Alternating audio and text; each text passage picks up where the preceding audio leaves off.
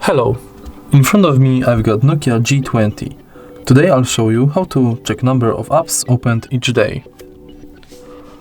Let's begin with entering settings and Digital Wellbeing and parental controls. Now let's tap on unlocks and scroll down. As you can see, right here we've got all apps opened recently. For example, today I've opened settings 75 times.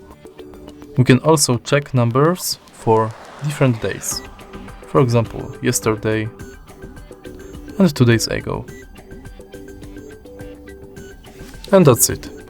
If you find this video helpful, please leave like, comment and subscribe.